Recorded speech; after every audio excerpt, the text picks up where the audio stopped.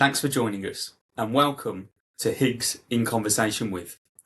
This podcast is designed to dive into the minds of some of the most successful individuals who are in senior positions within leading businesses in the UK and provide a peek into their life personally and professionally. My name is James Modley and I will be your host. I am a partner in the Commercial Dispute Resolution team at Higgs LLP. I'm excited to introduce you to you today, Annelies van der Wel, General Counsel for MainTel. Annalise has also been nominated and is a finalist for General Counsel of the Year at the Legal Business Awards 2026, and her team was shortlisted for the in-house transformation and technology, media and sport team of the year at the Lawyer Awards. These nominations recognise her outstanding legal leadership, strategic guidance and transformational work across MainTel's businesses, as Annalise only joined in November 24. MainTel is a communications managed services provider that empowers clients across the public and private sectors to deliver mission-critical services. It was founded back in 1991 by two individuals and then grew into a major player, leading to floating on the stock exchange in 2004. Annalise, I'm sorry I made you blush there, but I'm really looking forward to this conversation with you. So thank you for joining me today.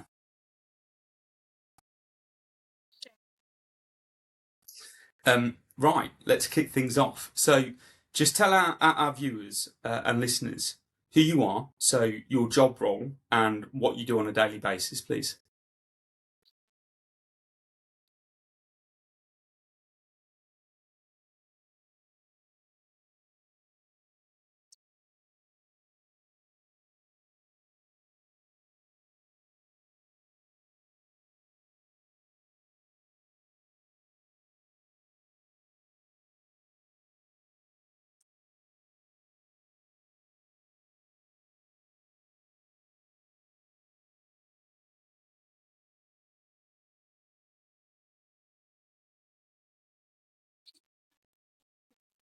Team just around technological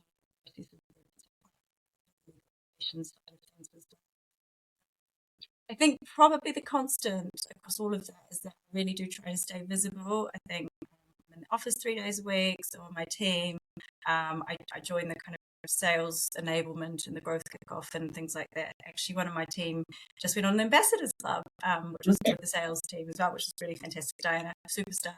So I think really that kind of visibility, we're around, you can reach out in whatever way you like. We do have a new legal front door that we brought in that I can probably talk a bit about. But and I think alongside that, the other constant is I go for a run nearly every lunchtime. And I've done that since I was about 22 in my first private practice role. And it's one thing that I've managed to kind of keep up throughout my career. And I think it really just gives me the space to, just to relax. And it's a great boost for, moving you into a more positive mindset and doing some problem solving sometimes and that sort of thing.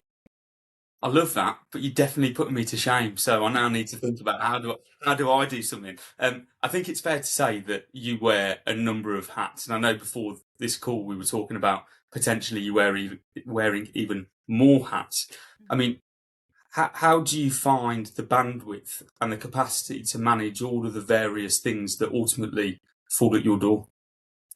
Yeah, look, I'm quite good at juggling, I think, just in terms of personality wise. I'm quite a sort of high energy. I manage to sort of do lots of different things. So I'm quite good at coordinating quite a lot. But also, I think a really key part of all of that is having a risk-based mindset and having that awareness of the company's risk appetite and where you can kind of move a bit quicker on something versus when you might want to sort of take your time and sleep on it and spend a bit more time. I think having processes and systems in place is really key as well. I mentioned our legal front door. When I joined MainTel, we had this inbox and there were requests coming from kind of everywhere about all different things and no prioritization and no maybe there was, but I couldn't see how it was done. No tracking to completion. So I think that really helps in terms of having the structure. And we just built it ourselves, right? We built it ourselves using Autotask, which is what the company had for various other things.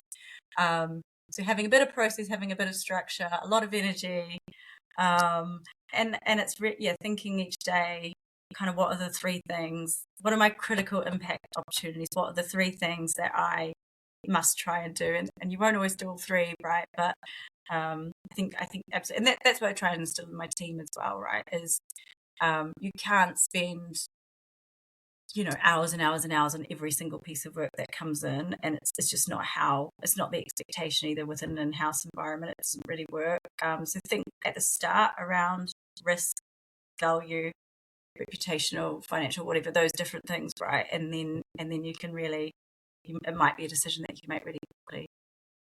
There's so much for me to unpick there, and some really, really interesting themes that you've just mentioned, the risk appetite, the team.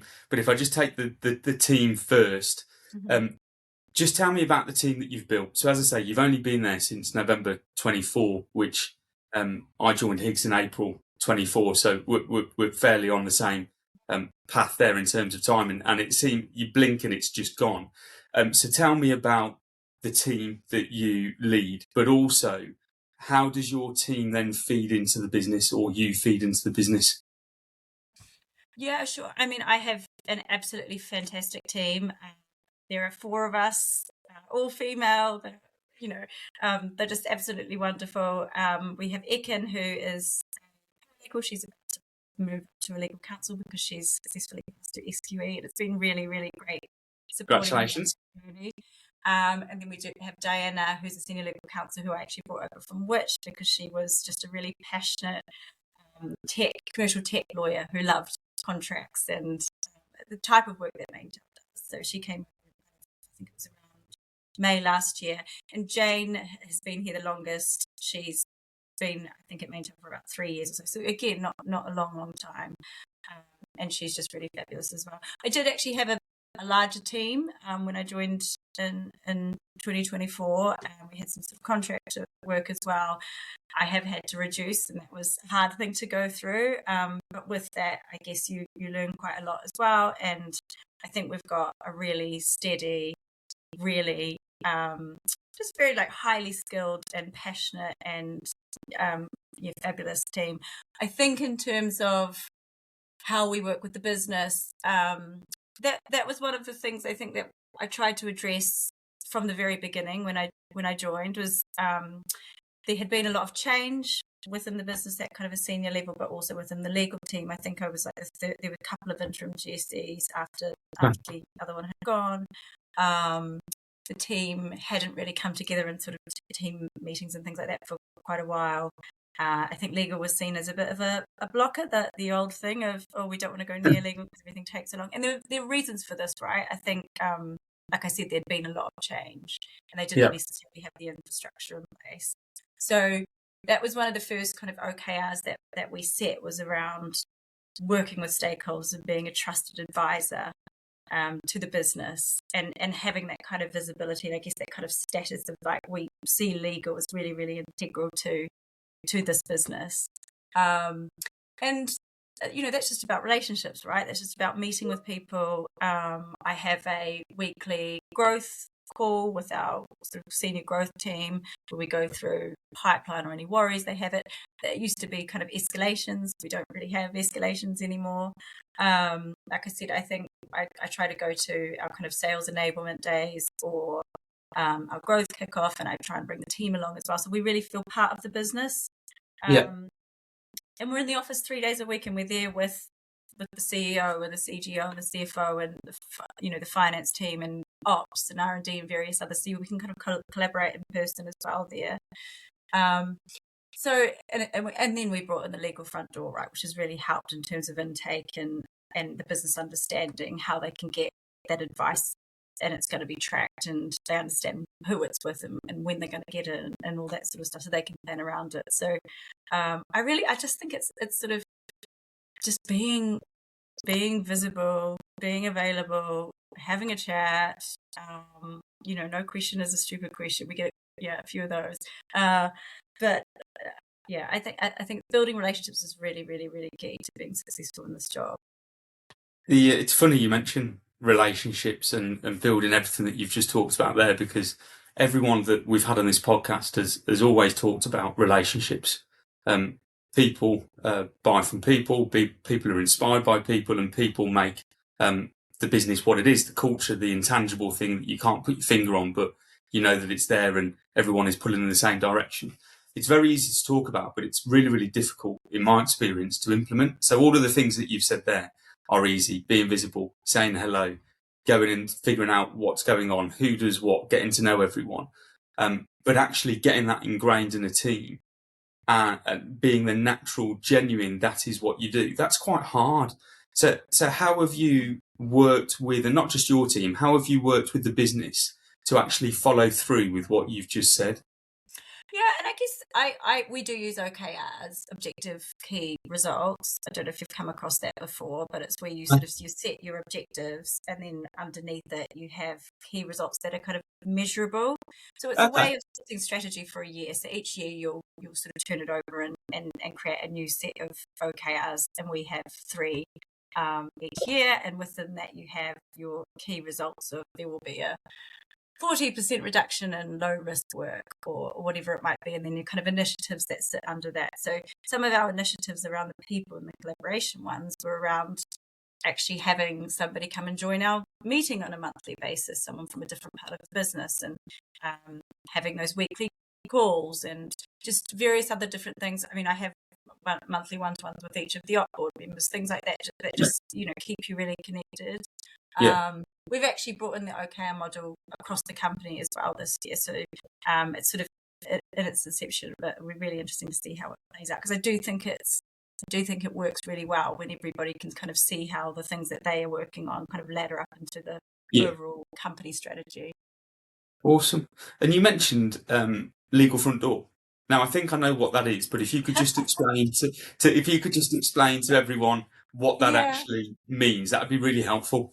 Absolutely. And I think this is what we called our intake process at BT about 15 years ago or something. So I kind of copied that. We won't tell anyone. But it's nothing from a text perspective. Like I said, we sort of built it off Autotask because we thought, well, we can go out and buy a new matter management system, or we could do something a bit more basic that actually is used across HR and it's used across IT, and the business are kind of used to using it. So from what they see, they kind of click onto a form and fill out various pieces of information around, what's the type of matter, what customer does it relate to, what's the TCV? I always want to know what's the TCV, how much time are we going to spend on this, what's the time scale. They then have to kind of upload and attach various documents that relate to that matter. So we're not having to spend hours going back and forth trying to get the information. The information is there right from the start. Now that ticket will come into our central area, and I'll then do the assigning myself, because I've got the best visibility of the team and what they've got on and priorities and all that sort of stuff. And we aim to assign everything within 48 hours. I don't think it's very often that we wouldn't. So I mean, it's fairly basic. It doesn't do the kind of tag and filing and the saving of the documents that you might find if you buy a matter management system. But I think and we've got the reporting, right? So you've also then got your kind of dashboards around. I quite like to look at the percentage of matters that are sales related or revenue generating, just to make sure that we're kind of focusing on the right things.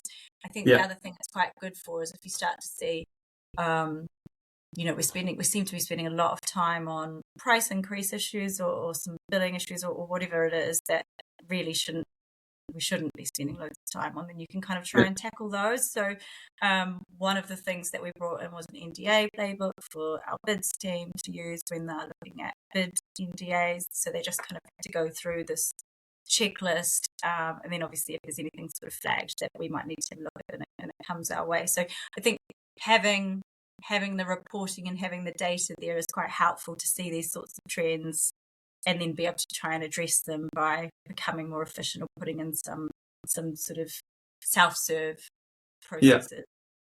That's really interesting. So it's a way of triaging the inquiries coming into your team then, and then monitoring and reporting back on what trends, visibilities that you can see. I suppose that leads me actually on to the next question. Mm-hmm. So I know you love tech, and I know that you enjoy trying to implement tech in various shapes or forms.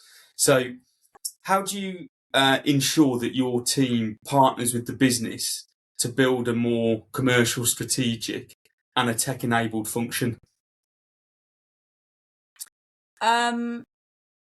Look, there's so much technology out there now, right? So I think the legal AI market is just absolutely booming. We brought on Copilot across the org. I think it was probably around the time that I joined or soon after. But then when we got to see sort of what some of the other more legal specific AIs could do, we decided it was time to kind of test a few out. So we did that by comparing it to what Copilot could do across a range of different use cases. So and we ended up partnering with Wordsmith, and it's been really, really fantastic. I still don't feel we're using it quite to the ability that we could be, right? I feel that myself. I just haven't always got the time to be learn. They're putting out new things all the time, right? So but I really encourage my team to keep on top of these developments and, keep, prompt engineering or, finding out, can we use some of the reporting functionality, things like that. I think is really important for lawyers now to be staying on top of it and at least experimenting, right? You don't need to be the absolute best, but to be trying it out. I think on the partnering with the business side, I think that can be really tricky. I think in the case of Wordsmith, it was so we sort of brought it on for ourselves, and we've now got some compliance, have some licenses as well, and we had to sort of jump through a few hoops with IT. But it's less business facing at the moment. I think when you start to do your kind of your CLM, that's trickier, right? That you really do need that full cross-functional engagement because everybody's going to be using that for something slightly different to the other team, the other department. Yeah.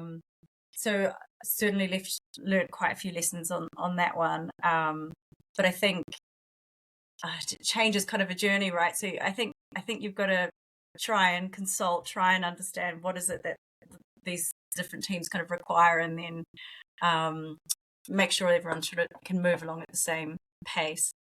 Yeah, I agree. I mean, I love going to the legal geek each year because each year that you go, you just see that the tech just goes up a level each time. It's amazing. There's so many providers. You just get blown away. So if you've never been, I'd definitely recommend it for you. You would love that. And equally, I'm with you on the journey. So as a firm, we're on that journey, and I think journeys are not always easy, but it's the end result that matters. Getting to it, there's always going to be a little bit of pain. And there is that much out there trying to figure out what is the best for the business in a different scenario, but same scenario if you just take it and put it over us as a business, is really challenging because all of the stakeholders want something, whether that's various departments, various heads, whatever that may be. So our challenge is making sure that it's benefiting us, but also more importantly, it's benefiting the potential client. And how does that fit into our mission, our values, pulling all of that together? It's a minefield, but it's an interesting one. And I do love and could talk about AI for ages, but I'm going to stop there before I start rambling. Separate conversation. But coming back to you, and I don't mean to make you blush again, but I probably will. You are undoubtedly a high-performing GC. Your track record says that. The awards say that. So if you just take a step back and think, what do you class as optimal performance for someone in your role? And you've touched on bits at the start of this conversation, but I'm interested in your answer on this. Yeah, so for me, it is 100% is kind of timely, risk-based, practical advice. I think it's absolutely critical. You can't spend, sometimes you can, right? But most of the time you can't spend days or weeks perfecting a 20-page memo. You need to make sure you get it right, I think that's important. you won't always get it right, but I think you need to give that a good go. But I think it's that kind of understanding the business's risk appetite, understand the other issues facing the business, and therefore the types of things that you should be considering. And then providing that advice with an awareness of the business context. Yeah. And I'm quite fortunate. I have worked in commercial roles, and I was a business director at BT, so I owned my own P&L, right? And I was in that customer facing role where you're sort of on the coal face. And I think there were a lot of spreadsheets involved, right, in that job. But I learned so much, and it gives you a really good overview of running a business and what it is that's important. And I think the legal piece is super, super, super important, right? We can't get that wrong. But I think you've really got to be thinking about, okay, well, how does this person like to receive advice? Is it on a 5-minute call? Is it on a couple of slides? Is it they actually do prefer the detail? What's the best way to deliver the advice given the time constraints? And then what are the biggest risks that you're trying to back off? Because you know, even kind of reviewing a contract, whatever it is, like it's not helpful to have 100 different things outlined on a memo. Really, it's the top 5, right? And that's what I'm always trying to tell my team, like what are the top 5 red flags that, and how can you write about them really clearly and succinctly in a way that the business can digest and understand, because everyone's really busy, right? So I think that would be my main thing, is I really do hone in on that kind of being commercial, being risk-based, and really thinking of the wider context rather than just legal. I think most good in-house lawyers these days do that as well. Yeah. Look, I think there's some excellent insights and some top tips, and certainly I'm sat here and I'll always ask the question of people who are working in-house, how do you want the advice? What works for you? Because you don't need this long email, a long letter. You just need to know what it is, how you can action it. Give me a solution. So I'm always interested in hearing what people say to that. So thank you. And then just following that theme on in terms of non-negotiables. And again, you've touched upon some of this previously. What are your 3 non-negotiables for success? And to you, how is success measured? So I think sort of along the lines of what I was just saying, I think it's certainly sort of commercial judgment over legal perfectionist would be one of mine. Legal perfectionism. I think secondly, and I've also mentioned this, I think having kind of clear, measurable outcomes. So knowing what success looks like in advance and how you can measure that, and therefore when you've achieved that thing. And then I think the third thing for me in terms of a non-negotiable for success is really that collaboration piece. I think it's really important to hear perspectives from a range of different people. I think that the people side of most of the jobs that we do is really important, and I think that that's the thing that's going to make a company successful. Where have they come from? So where have those 3 ideals or non-negotiables? Where do you think? And this could be quite a deep conversation, depending on how you interpret the question. But where have they come from? So I think that the commercial side, like I said, I have been lucky enough to work in non-legal roles, so have that kind of commercial P&L owning experience on the business side. So I think that probably plays a part, right? I think some of it is also just experience and years on the job, and maybe just the way that you naturally think. I think that at which we were really, really big on OKRs, and the whole company kind of had these 4 OKRs that laddered down into the key results, which then laddered down into what each department was doing, which each individual was doing, and they really did them to death. But it actually, like, I think it really works, right? I think it's when you've got that kind of really clear strategy of where the company's trying to get to, what success looks like, how we're measuring it, how you individual can contribute to that. I think it can really work really well. So I think probably thinking about outcomes and thinking about things being measurable probably comes from my time there. And then I would say just collaboration. I just really like people, right? I think it's I like that part of the job.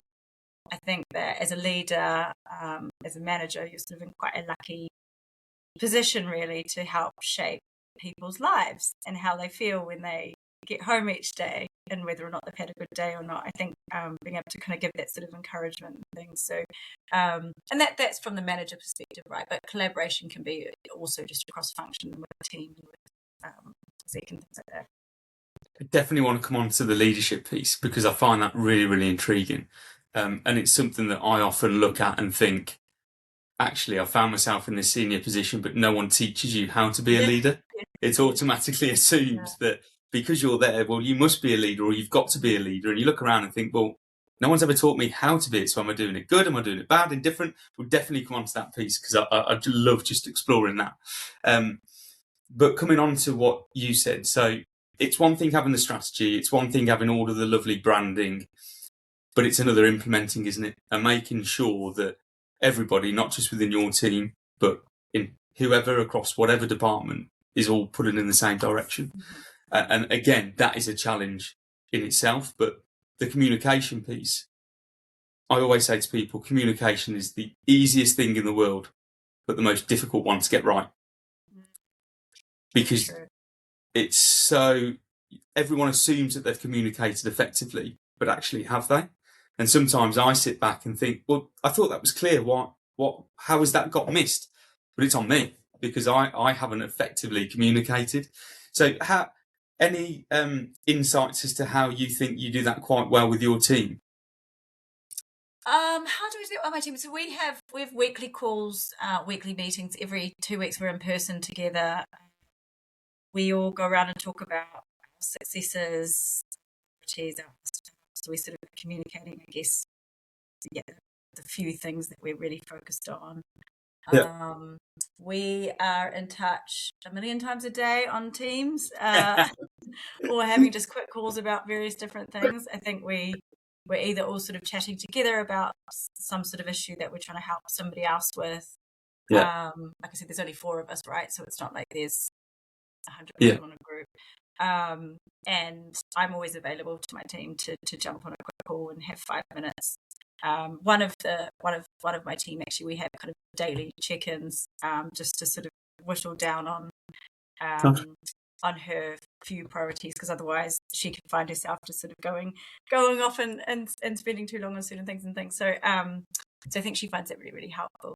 I think probably with the business, we do a bit on sort of our Viva Engage, which is our internal what would you call it, like social media type thing.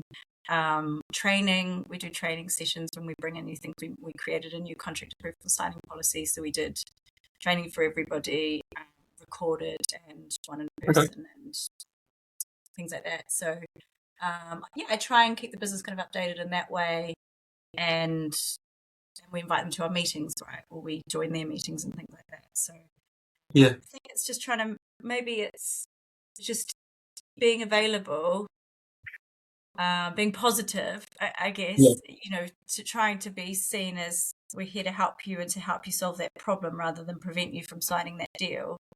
Quite key. That's really interesting what you've just said, and something that as a team we've done recently is the SDI evaluation, so the different colours. Red, I love that. We found it so interesting, and it's really helped actually, because each of us, if you put us on a piece of paper, we're all quite different. So people take communication differently, or want it, or react better if it's in a certain way. That's really helped us as a team. I'm late to the party on that. I know that many people have done it far earlier than what I have done, but I thought that was a really, really good exercise. And equally, it taught me quite a lot about myself as well, which I'm all for, self-development. So I found that interesting. I just thought I'd mention it. I agree. I think I've done it in various different renditions. I think I did Insights at BT. I remember what we did at which, and then we've done Thomas International with all of my team. And similarly, it's so interesting to understand the way that people are, would take on kind of different challenges, or how they cope under pressure, or just I guess their learning styles and things like that, and really take them. I find it fascinating. I find it really fascinating. Again, the separate conversation. What colour were you out of interest? Can you remember? So on Insights, I'm a red yellow, Actually, I think on both of them are red yellow. So, but I think slightly higher yellow than red. But maybe that's changed a bit. Maybe in this job, the red is kind of the director. The yellow is like the kind of happy people. I'm not far off you, so red equally. Yeah. Red, and I think it's slightly blue, which you'd I'm expect going to get for absolutely. Yeah. Yeah, a little bit blue. Anyway, so completely going off on a tangent there. So if you look back over your career, what do you think has been the most valuable lesson that you've learned? I think that it's important to take risks, right, and try new things. When I was approached at BT about this business director role, my first instinct was a bit like, oh God, like it's a whole lot of spreadsheets and a very different skill set, and I'm quite outside of my comfort zone. But like I said, I found that really, really useful to my longer term career, right? Similarly, I decided to leave BT while I was on maternity leave. Maybe it's not that similar, but on the risk-taking piece, while I was on maternity leave with my daughter, and it wasn't that I could kind of step back or anything like that. It was because I was like, okay, well, I've been here for 8 years or so.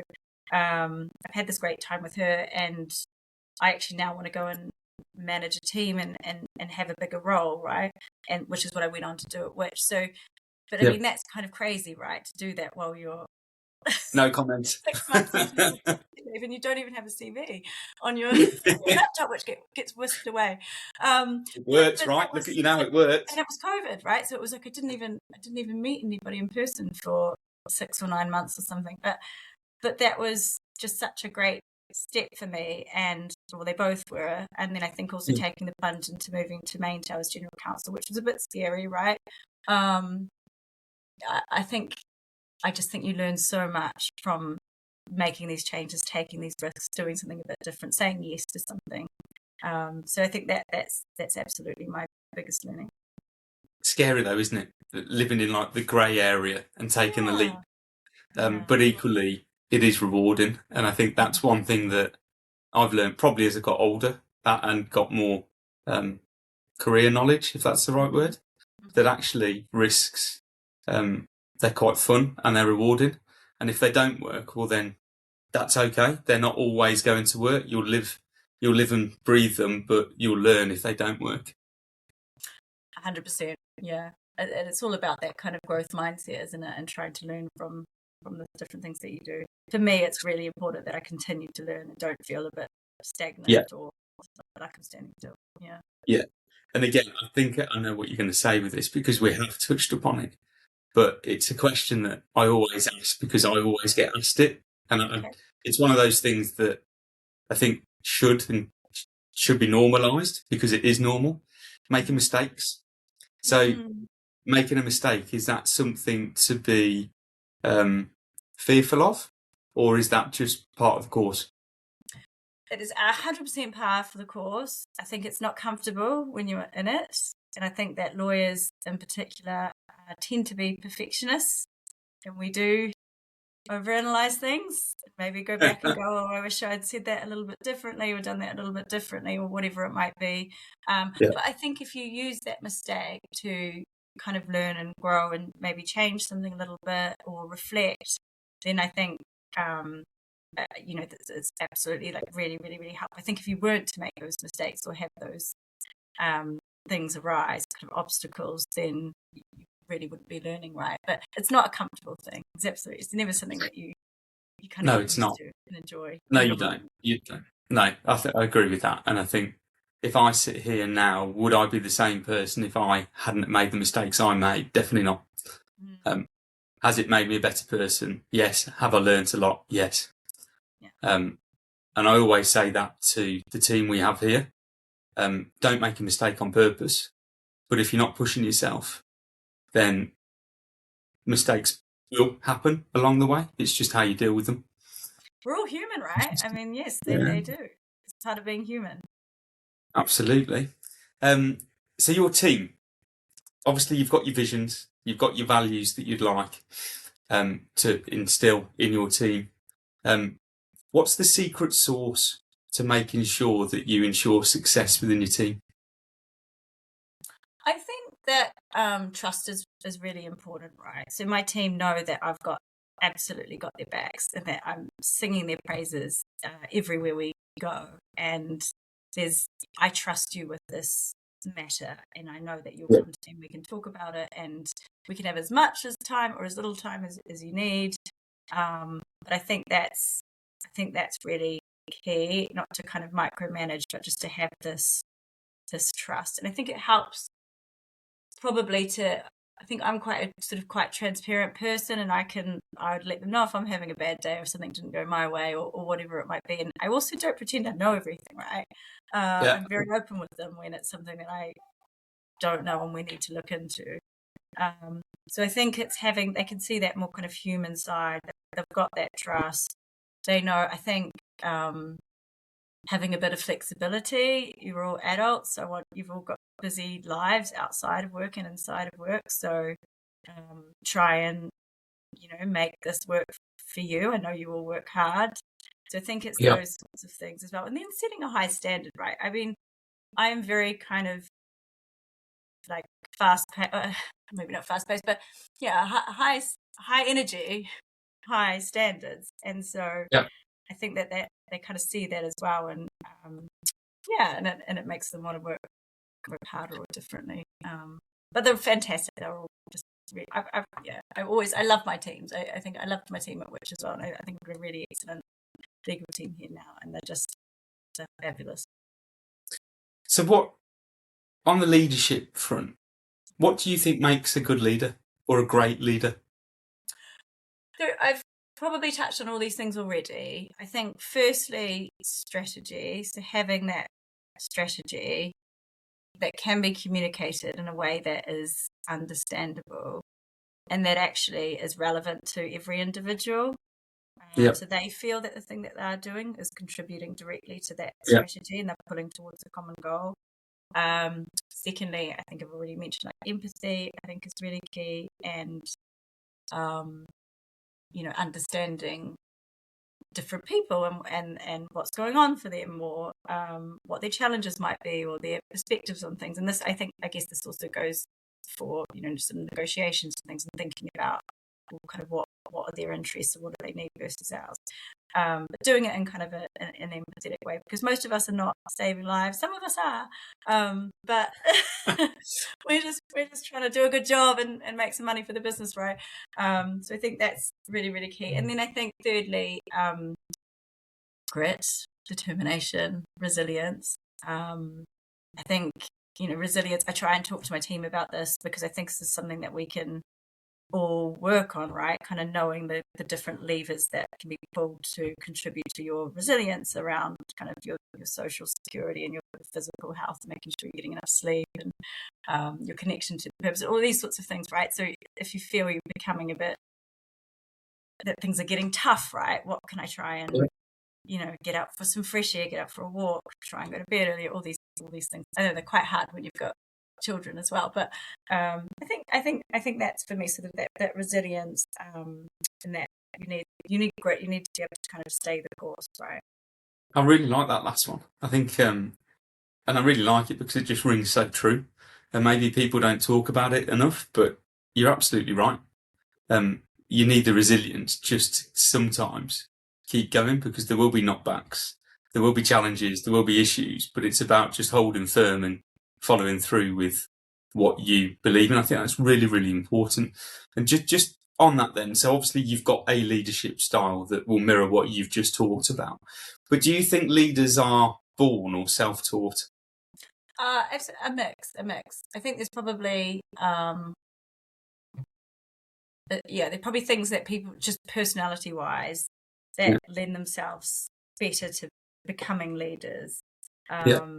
But I think you can absolutely learn a lot of this as well. I did a leadership course at BT. It was for a year. It was really, really, really great. I did another leadership course last year through the Eagle Club that was specific to GCs. So I think I quite often sit in these things and go, oh, we just know this anyway, right? Like, this is just like common sense. But actually, it's good to kind of take a step back, right? And then get some of the frameworks that you can draw on, all the sort of toolkits and things like that you can then share with your team who who may be less familiar. But definitely both. Yeah. I touched upon it earlier. That's one thing that I do really, really enjoy, and that I do think about, am I doing it well enough? Because the view I take is it's a really big responsibility. I still remember coming up through the ranks and looking at leaders or people in higher places than what I was and thinking, I need to learn from them. And on reflection, I learned some good things, but equally I learned some bad things, which I hope that I haven't followed through with. But I do think it's a privilege, but it's a massive, massive thing to have someone look up to you and think, well, this is the way that I should do it because X, you do it that way or someone else does it that way. It's a real privilege, but something that I do not struggle with, but it's one of those things that I do seriously think through. Am I doing it right? Am I not? Can I improve? How do I improve?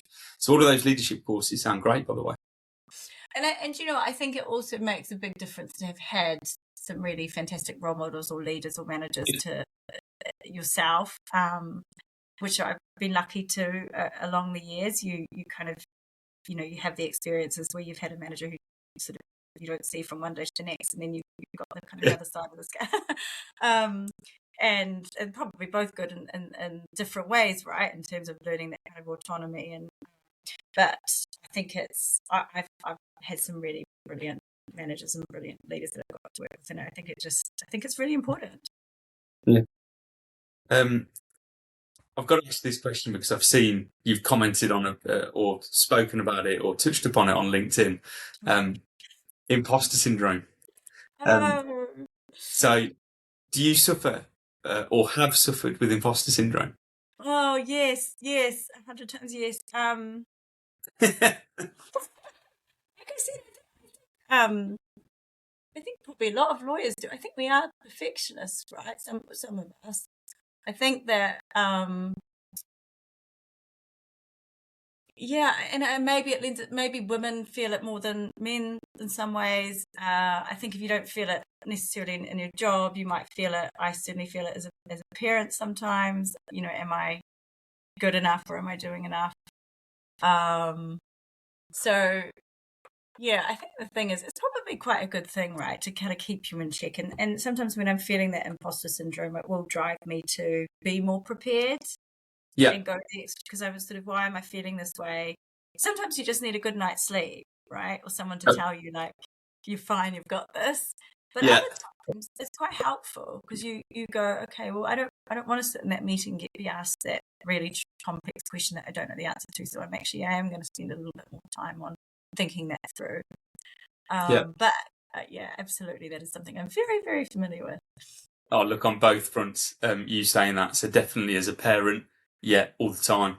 From a business perspective, yeah, I've definitely sat in a room and thought, how has little old me got here with all of these far superior people than I am? Please don't ask me a question because I'm not going to know the answer. So I think that's just human. You touched on it before. It's just being a human being. And I think if someone says, and maybe there are people out there that say, no, I don't suffer with imposter syndrome, good for them. But I think, is that true? I don't know. I would imagine that most people feel a similar way. Yeah, got to, right? Yeah.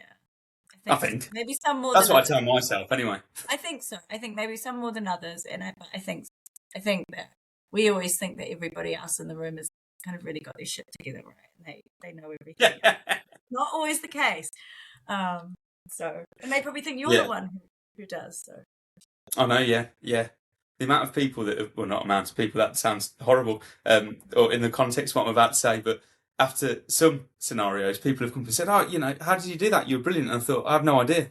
I didn't realise that I seem to have got it so together, but I did it. Amazing. Yeah, definitely. What's been your greatest achievement? So not just at MainTel, but if you look back, what do you class in, not personal, what do you class in business as your greatest achievement so far? Or maybe it's yet to come? I think it probably is MainTel, right? I think it probably is the transformation that we've had. Like you say, I joined in November 2024, not that long ago. It was my first GC role. The legal team wasn't in a great way. I think there was a lot of work to be done in terms of bringing on that kind of stakeholder trust, and also, lifting morale within the team. So I think being able to, obviously we brought on the technology side, and we brought in a strategy and all that sort of stuff. So I think being able to execute that plan really within 12 months, kind of turn things around and have this really brilliant team, and, and business stakeholders, because they're really fantastic as well, I think is absolutely been, it's been a wild ride, as you know. But it's I think that's my greatest achievement so far. No, you should be super proud of what you've done and the team you've pulled together. So no, that's a great answer. Conscious of time, so we're going to fire into the quick fire questions shortly. But a question I always ask, because I ask it if I ever meet anyone in person, what do you look for in your external providers? What really helps? So I think value. Obviously, you want to feel like you're getting value out of them. I think commercial pragmatism, having something that's useful and practical and actionable. We can probably all use an AI tool to figure out the law now. It might not be 100% right, but really, I think that's becoming more and more important. Like, use all that amazing experience and skills that you've got that we don't have of where you've seen this scenario play out, and just help us with a recommendation, right? That's really key. That's the main thing for me. Thank you for sharing that. Right, quick fire questions. Okay. Are you performance, so KPI, or people driven? Both. Listen to your okay. Listen to your head or heart? Again, both. I think I'm probably quite an instinctive decision maker, but both. I know the answer to this one I'm about to ask. Micromanage or trust your people? Trust. Any regrets from a business perspective? No, I try not to regret, right? I think regret would be maybe just not having confidence sooner, right? Earlier in my career, I think probably feeling that sense of that imposter syndrome or confidence would be maybe something that I would change. Last one. And maybe this feeds into this last question. So I've got a magic wand. I want a magic wand. I can go back to 21-year-old you. If I could, so I'd take you back. Yeah. What would be the one key bit of advice that you would give yourself, and why? I would just say, trust yourself, right? You've got this. Stop doubting. It'll be okay. So just trust yourself and trust your instinct, because it's right. Still tell myself that now. I know. On a daily basis. That has been absolutely brilliant. Thank you so much for taking the time to join us. Thank you for some of those insights. Definitely, I think they are brilliant, and people will take away a lot from this conversation. So really appreciate it. It's been a pleasure. Great. Thanks so much, James.